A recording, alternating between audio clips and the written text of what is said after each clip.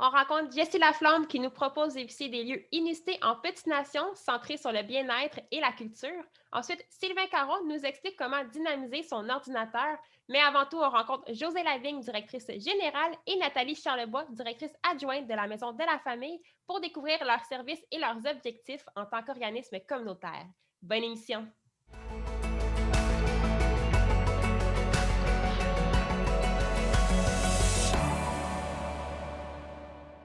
Merci beaucoup à vous deux d'être avec nous aujourd'hui pour nous parler de la Maison de la Famille. Mais avant même de se lancer dans le vif du sujet, est-ce que vous voulez nous parler, de la mission de la Maison de la Famille? Oui, la Maison de la Famille, c'est un organisme communautaire, ça dit famille, à but non lucratif. C'est un milieu de vie d'entraide, de valorisation pour tous les membres d'une famille. La Maison de la Famille reconnaît l'unité familiale, sous toutes ses formes. Comme je dis souvent, c'est que même une seule personne, elle peut être sa propre famille. Et nous, c'est un lieu pour privilégier l'épanouissement de la personne, des apprentissages, le développement des membres des membres de toute la famille. Puis, on veut créer un endroit accueillant et stimulant pour les familles de la Basse-Lièvre. C'est à peu près ça. On a différents objectifs. On crée des réseaux d'entraide et de soutien parental. On a ça. On essaie de favoriser la relation parent-enfant entre 0 et 17 ans. On essaie de stimuler aussi le développement de l'enfant avec différentes activités dont on va parler plus tard. Et on a des ateliers pour des développement des compétences parentales. Il y en a déjà, les compétences parentales, mais des fois, ils ont besoin d'aide. Des fois, ils se posent des questions, puis c'est correct aussi. Puis nous autres aussi, on s'en pose des questions. Le monde va vite, comme on dit. Et on essaie aussi de susciter un vrai sentiment d'appartenance à la maison. Ce qui fait que par la suite, quand ils viennent ici, bien, ils ont l'écoute et les gens sont plus à même de se livrer, c'est de parler de leurs problèmes, des choses comme ça. On essaie aussi beaucoup de travailler en collaboration avec d'autres organismes et toutes sortes de partenaires qu'on a. On a des très bons partenaires. Moi, je trouve que c'est un peu une particularité de la Maison de la Famille de la Vallée de la Lièvre, c'est que la communauté est très impliquée. Et parce que, bon, pour avoir travaillé ailleurs avant, là, je me rends compte que c'est un plus. Les choses bougent plus et plus facilement. Je vais dire ça comme ça. Ce qui est positif pour tout le monde. Oui, c'est justement, là, tu sais, c'est ça. Puis ils sont plus faciles aussi, tu sais, à rejoindre, à parler, à expliquer toutes les nouvelles problématiques qu'on pourrait dire qui se développent là, dans le milieu, là, tu sais. Donc, nous autres, oui, c'est une maison de la famille. C'est sûr, c'est les parents, c'est les enfants, puis comme je vous ai dit, peu importe la cellule familiale, mais aussi, on peut être, nous, la famille des personnes qui sont seules, qui ont des problèmes ou quoi que ce soit.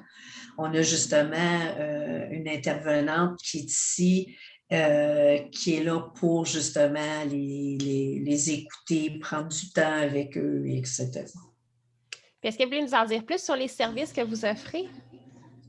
Bien, les services, Nathalie, elle peut vous en parler. Oui, bien nous, on appelle plus ça le soutien aux familles parce que c'est l'essentiel des services qu'on donne. Mais un gros service qui s'en vient bientôt, c'est le magasin partage. Donc ça permet à des familles à moindre revenu ou bénéficiant de l'aide sociale d'avoir accès à des items scolaires neufs et à prix très abordable. Ça va être diffusé dans les écoles très bientôt. Et en même temps, on fait l'inscription pour des enfants au chaud. Donc, ça, c'est un programme qui a été initié par la communauté et puis qui est soutenu par la communauté également. Et ça permet encore une fois d'acheter des habits de neige neufs pour les enfants de 0 à 16 ans à peu près. On a aussi les fameux paniers de Noël qui sont distribués par les Lions. Mais nous, ici, on fait les inscriptions et on fait toute la planification autour de ça. On a aussi les arbres de Noël. Ça, c'est chaque enfant, les enfants qui s'inscrivent plutôt, on met leur nom dans un arbre de Noël et ensuite, le service de police de Gatineau, qui a été beaucoup impliqué dans ça, vont choisir les enfants puis vont acheter des cadeaux pour ces enfants-là. On a aussi des collaborations, c'est-à-dire avec le CLSC, surtout. On a des programmes d'aide personnelle et familiale et des cuisines collectives. Donc, ça fait pas mal le tour. On a aussi le bazar familial qui se passe habituellement 2 fois par année. Là, cette année, on est obligé de le reporter encore une fois, malheureusement. Et puis, annuellement, on a notre tournoi de golf qui supporte différents programmes, qui nous permettent d'aller un peu plus loin dans nos programmes. Et justement, c'est quoi les programmes dans lesquels vous nous parlez? Okay. Là, c'est moi qui vais vous en parler. Les programmes, on a des programmes 0-5 ans. On a les frimousseries, on a les touches à tous. Frimousseries, c'est pour 0-8 mois. Touche à tout, c'est 8 mois, 24 mois. On a ce qu'on appelle Tic-Tac-Toc. Puis ça, c'était très intéressant. C'est que dans le fond, dans Tic-Tac-Toc, c'est les parents qui font l'animation. Nous, on est là juste en soutien, mais c'est pour les enfants entre 0 et 5 ans. On a l'activité aussi qu'on appelle Amusons-nous. C'est pendant l'été, c'est des ateliers de préparation à la maternelle. OK? Ça dure environ 10 semaines à 3 fois semaine et tout ça. Donc, on les prépare pour la maternelle. Et il y a aussi, ça s'appelle le YAP. Il n'y a pas personne de parfait. Et ça, c'est plus des ateliers pour les parents sur le développement de l'enfant. Là, je parle là, en général. Là, OK? Communication, développement physique, moteur, etc. Là, donc, c'est ce qu'on a. Pour les 5-12 ans, on a ensemble maître de soi. Ça, en fait, c'est les cours de karaté qui se donnaient parce qu'avec COVID, on ne peut plus, mais au centre communautaire. Mais on espère que ça va reprendre. Puis tout ça, ça fait plusieurs années que la Maison de la famille le donne. Donc, ça, c'en est un. C'est pour enfants et parents de 5 à 12 ans. On a l'activité Samedi de jouer. Samedi de jouer, c'est un peu de répit pour les parents, puis ça permet aux enfants de 5 à 12 ans de faire des activités ludiques, là, plus fun la fin de semaine que rester à la maison. Donc, ça, c'est c'est 2 périodes. Nous, on en fait pendant toute la journée le samedi, mais soit c'est l'avant-midi, soit c'est l'après-midi que les enfants peuvent venir pour avoir des activités le samedi. Ça donne une petite pause aux parents et ça lui permet de faire autre chose. Puis ça permet aux enfants, eux autres, d'avoir des belles activités puis tout ça. On a ce qu'on appelle parents en couleur. Mais parents en couleur, ça fait suite à une autre activité que je vais vous parler tantôt, là, qu'on va développer. Mais je vais revenir là-dessus tantôt. Puis pour les 10-12 ans, c'est des activités qui se font dans les écoles, mais que c'est nous qui allons. Donc, c'est pas de débrouille. Pour les 10-12 ans, c'est des ateliers naturellement pour se débrouiller, se faire un petit quelque chose à manger. Et aussi, on parle de l'alimentation, mais aussi d'autres volets au niveau de la sécurité, la cyberintimisation, toutes sortes de choses comme ça qu'on parle avec les enfants de 10 à 12 ans. Et on a naturellement nos cours de gardiens et gardiennes avertis. Vous avez vraiment des programmes pour tous les goûts, pour tous les âges. Exactement. On a une nouvelle activité qui va commencer cet été et on l'appelle Anima Park. Et ça, c'est suite à une subvention justement du CISO. C'est en collaboration avec eux. Ça va se faire dans 3 parcs. Ça va être le parc Gendron, le parc McLaren, là, en dessous du pont, et le parc de l'Écorce. Et c'est 3 après-midi par semaine, mardi, mercredi, jeudi. C'est de l'animation de parc, mais ça va être une semaine, ça va être sur des jeux vidéo, puis l'autre semaine, ça va être sur un livre. Donc, ça va être différent, mais c'est très intéressant. Moi, j'ai vu là, la programmation, ce que les filles ont monté, puis tout ça. Bien, Émilie, notre intervenante, là, qui travaille beaucoup, beaucoup là-dessus. Puis, ça va être plaisant, puis tout ça, mais c'est parents-enfants pour les 5 à 12 ans. Chose que, tu sais, en général, on a beaucoup, beaucoup d'activités pour les enfants 0-5 ans, mais les 5-12 ans sont un peu... tu sais, puis il y a des maisons de jeunes pour les plus ados, mais les 5-12 ans, il n'y a pas vraiment. Fait que c'est pour ça qu'on a décidé de faire ça. Et ça m'amène après ça à Parents en couleur.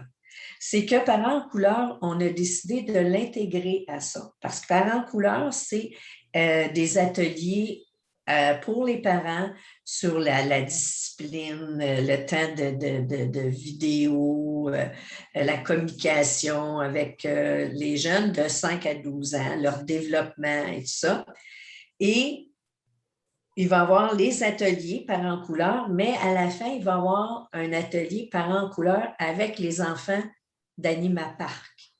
Fait qu'ils vont être parents-enfants ensemble à rediscuter les ateliers que les parents ont vus avec l'animatrice de Parents en couleur. Fait qu'ils vont reparler de la discipline. C'est quoi la discipline pour eux autres? Qu'est-ce qu'ils sont prêts à accepter? Des choses comme ça. Fait que ça va être très, très, très intéressant. En espérant qu'on puisse le continuer puis de le refaire l'an prochain. Là, mais on a bien hâte.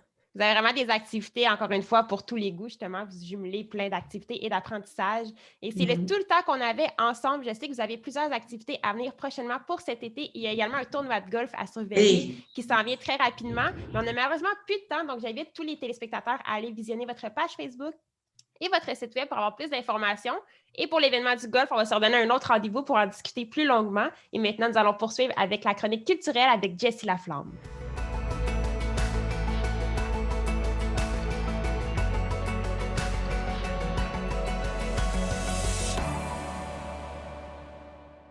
Salut Jessie, merci de nous retrouver encore une fois à notre émission pour faire la suite, en fait, des trésors et des endroits insolites en petite nation, comme on avait débuté dans un autre épisode qu'on vous invite également à aller visionner. Donc, c'est quoi les petits trésors que tu vas nous présenter aujourd'hui? Bien, en fait, merci pour l'invitation. J'ai envie de commencer avec la savonnerie La Flâneuse. Ce qu'elle met de l'avant, c'est des produits naturels à partir du lait d'ânesse. Et le lait d'ânesse, dans le fond, c'est la femelle d'un âne. C'est un lait qui était très populaire, qu'il l'est encore, mais on dit même que Cléopâtre se serait baignée dans ce lait-là parce qu'il y a des très riches en lactose, peu de matière grasse. Hippocrate, le père de la médecine, le prescrivait aussi. Il aurait même servi de lait maternel en remplacement de lait maternel là, jusqu'au 20e siècle. Et donc, c'est une entreprise de Saint-André-Avelin qui utilise ce lait-là pour faire différents produits de soins corporels, dont des savons, déodorants, plusieurs produits. Malheureusement, à cause de la COVID, en ce moment, la boutique est fermée. Toutefois, c'est possible d'aller voir en ligne les produits. Et ce qui est intéressant, c'est quand on se déplace sur place, dans le fond, quand il va, on peut voir les ânes directement là, à la boutique. Donc, les ânesses. Donc, une belle petite découverte là, en petite nation là, sur le territoire. Et tant qu'à aller, maintenant, j'ai envie de vous amener un peu dans... Bon, on va aller chez Kenoc. Tiens, on va parler de sauna. Il y a plusieurs sujets. On a vraiment beaucoup de choses à dire là, au niveau, en petite nation, au niveau inusité. Kenoc est une grosse réserve écologique qui est accessible au public et qui permet de relaxer dans un sauna flottant. Donc, c'est un sauna de 6 personnes. On embarque, en plus, c'est une pourvoirie de luxe, Knock. Donc, quand on loue un chalet, on a accès à un lac privé. Et on peut se promener dans le sauna, finalement, sur notre lac, tout en pêchant, tout en relaxant. Donc, c'est très inusité. Et autre particularité de chez Knock, je vous amène dans le culturel, c'est qu'on retrouve un autobus magique. Et dans le fond, c'est un autobus en plein milieu d'un sentier où on peut le peinturer. Il y a toujours des cannes de peinture, sauf l'hiver, où ce que les gens sont appelés à faire preuve de créativité et à se laisser aller et à peinturer ce qu'ils veulent finalement sur l'autobus. C'est très populaire. Ça fait un peu partie d'un parcours d'art public, en fait, où on retrouve l'autobus magique, mais aussi le parc national de Plaisance, très reconnu pour les bernaches. D'ailleurs, on peut en voir une en pierre dans un des secteurs du parc. C'est vraiment une grosse bernache là, qui a été construite en partir de la pierre. Et même les entrées du parc, si on prend le temps d'observer, les bernaches sont comme ça, mais sont aussi comme ça. Donc, on peut les voir voler dans les deux sens. C'est une particularité. Et évidemment, là, les oiseaux sont très populaires au parc national. Il y a même une tour en forme de nid qu'on peut grimper, qui nous permet d'avoir une vue là, dans les marais. Et bien que je parle beaucoup de la bernache, je tiens juste à préciser que c'est la tortue qui est l'emblème quand même du parc national comparativement à ce que la plupart des gens pensent. Et pour rester pas trop loin, on peut aller à Papineauville visiter le parc du cadran solaire. Qu'est-ce que c'est en fait? C'est vraiment l'heure exacte du 75e mérindien. Quand on se rend à cet endroit-là, c'est directement sur la ligne, donc c'est l'heure normale de l'Est à la seconde, microseconde même précise. Wow! Oui, c'est un petit parc, il y a possibilité d'aller, des tables de pique-nique, tout. Donc, c'est un bel endroit là, pour aller visiter. Puis c'est une belle œuvre qui a été faite. C'est à la sortie de Papineauville en direction de Montebello. On a à Namur la fameuse hache. C'est une grosse hache qu'on peut voir sur la 323. On le sait, Namur se correspond souvent aux bûcherons. Et donc, sont allés à fond dans la thématique et ont construit une grosse hache. Donc, on peut aller voir. Ils ont aussi un gros Namur en bois, pas trop loin. Donc, ça reste thématique, là, hache et bois. Et on a le classique bronze Guy Lafleur à Tursault, grandeur nature, et célèbre numéro 10 des Canadiens de Montréal, le fameux Des-Mont-Blond, qu'on peut aller voir à Tursault, à l'hôtel de ville. C'est une place très populaire, souvent des gens qu'on voit prendre des photos.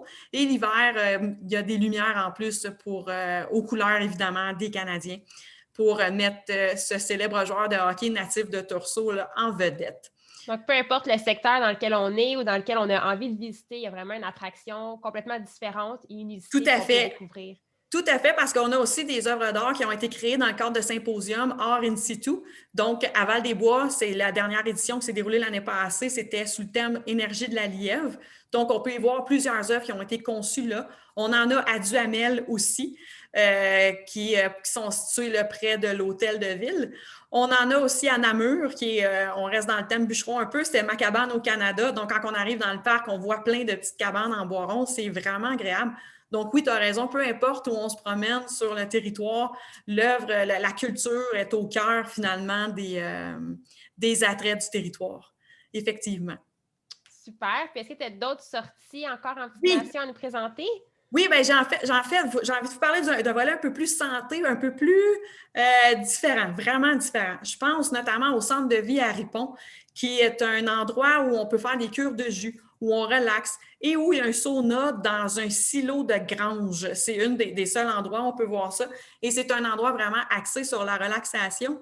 On a le centre de méditation Vipassana aussi, qui est un endroit de méditation. On y va 10 jours et pendant 10 heures, on reste assis en indien et on réfléchit.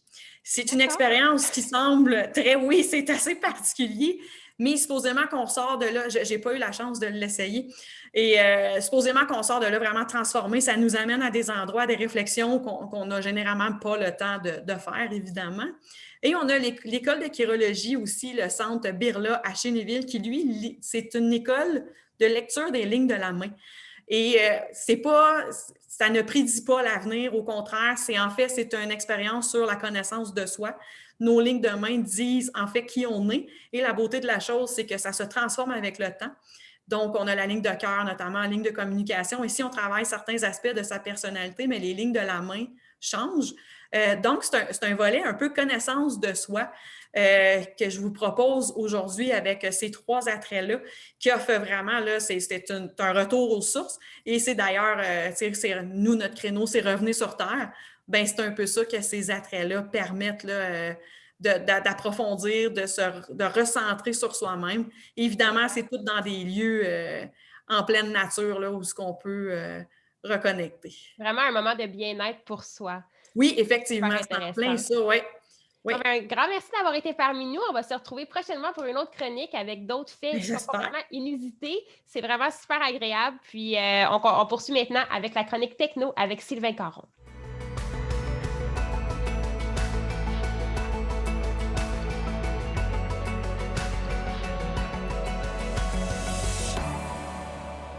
Bonjour Sylvain, merci d'être avec nous pour une autre chronique techno. Eh bien, merci. En passant un superbe nouveau décor, c'est quand même... c'est le fun. C'est une partie de mon laboratoire personnel. Et de quoi tu vas nous parler aujourd'hui? Eh bien, justement, on parlait souvent de problèmes d'approvisionnement. Et ça, c'est un problème qu'on vit actuellement. Mais avant de changer son ordinateur, on peut toujours le dynamiser un peu. Je dirais qu'à une certaine époque, pas si lointaine que ça, pour dynamiser son ordinateur, je t'aurais dit, eh bien, on a besoin de ça. C'est une barrette de RAM, autrement dit, c'est de la mémoire vive. Et puis, c'était à peu près tout ce qu'on pouvait faire, là, à part le processeur aussi, l'unité centrale, mais si on ne voulait pas se risquer à changer ça, c'est facile, c'est rapide, 2 clics, on le rentre dans l'ordinateur et voilà, c'est fait. Mais il y a quelques années, c'est devenu plus accessible au grand public. Je parle bien sûr des SSD pour Solid State Drive. C'est finalement un disque dur, ça ressemble à ça. Un petit disque dur. C'est une carte, dans le fond, c'est comme une grosse carte SD, mais beaucoup, beaucoup plus rapide. Bon, les compagnies vont prétendre jusqu'à 10 fois plus rapide qu'un disque dur standard mécanique, mais je te dirais que c'est autour d'environ 5 à 6 fois. Donc, si on compare en termes de mégabits par seconde, eh bien, un disque dur mécanique, les standards là, qui existent dans le monde de l'informatique de maison, parce qu'en informatique serveur, c'est une autre chose, mais ça va dans le 150, c'est très, très généreux. Je dirais plutôt 120. Et ça, cette petite merveille-là, ça va à 550. Donc, on parle de, je dirais, 4 à 5 fois plus rapide. Là. Et puis, on parle d'une ouverture de Windows qui pouvait prendre jusqu'à 2 minutes pour un disque dur standard. Eh bien, avec ça, on réduit à quelques secondes. On parle de 20 secondes maximum. C'est très rapide. Donc, ça, c'est l'ultime à faire avant de changer son ordinateur. Par contre, si vous avez un ordinateur qui est plus vieux que 10 ans, qui est sous le SATA 1, qui est le protocole de transfert de données, eh bien, ça va à 150 maximum, donc on ne voit pas vraiment de différence. À partir du SATA 2, donc des ordinateurs d'à peu près 10 ans, eh bien, on peut aller double de ça, donc 300. On voit une amélioration, mais pour les ordinateurs un peu plus récents qui sont avec disque dur mécanique, eh bien, ça roule, c'est pas pour rire. C'est une Ferrari qu'on peut se permettre avant justement de changer. Ça peut donner un peu, peut-être 1 an ou 2 de plus à un ordinateur qui peut être vieillissant. Un ordinateur portable, d'ailleurs, c'est fait pour les ordinateurs portables, ça rentre. Et puis, comme il n'y a rien de mécanique là-dedans, bien, on peut, dans les tours qui n'ont pas une place pour ça désigner, eh bien, on peut le coller littéralement là, avec du ruban double face en bas et puis ça va très bien. Et donc, en fait, ce n'est pas tellement cher. On parle ici pour un 240 gigs d'une trentaine de dollars. Quarantaine de dollars. C'est quand même assez efficace aussi. Donc, ça serait tes 2 meilleures solutions pour justement améliorer son ordinateur et se gagner du temps, surtout. Oui. Maximiser sa mémoire vive et puis on y va avec un disque dur là, plus performant. Bien, merci. Puis je pense que tu avais également envie de nous parler de Starlink. Mais qu'est-ce que c'est? Oui, c'est une nouvelle qui arrive d'ici peu au Québec. On voit que la compagnie SpaceX, qui est propriété de Elon Musk, aussi propriétaire de Tesla, Et puis, c'est un riche milliardaire qui a décidé, lui, de donner l'accès à Internet à des gens en région rurale et puis où la fibre ne peut pas se rendre, où ça coûte très cher. On le voit ici, d'ailleurs, en petite nation, pas tellement loin, en Outaouais. Donc, c'est en fait une coupole satellite comme on la connaît. Et puis, avec un petit moteur, et elle va s'ajuster pour aller trouver le satellite qui est dans votre zone. C'est des petits satellites qui sont envoyés à 550 km de la Terre, quand même en basse orbite, et puis qui sillonnent, qui font un genre de toile d'araignée, si on veut. Et puis, vous achetez la coupole, qui est environ 650 $ canadiens, et puis vous vous abonnez à 130 $ par mois. Et puis, vous mettez ça soit sur votre toit ou dans votre cour sécurisé, dans une place où il n'y a pas d'arbres, évidemment, pour atteindre le ciel. Et vous branchez tout simplement dans un routeur spécial et puis vous branchez l'électricité et tout. Et ça fait que ça vous donne Internet haute vitesse. Présentement, on est en période d'essai, en période de bêta, comme on dit. Et puis, il y a une certaine limitation pour le nombre de personnes qui ont accès à ça. Et puis aussi, il faut dire que l'accès est limité à un certain rayon.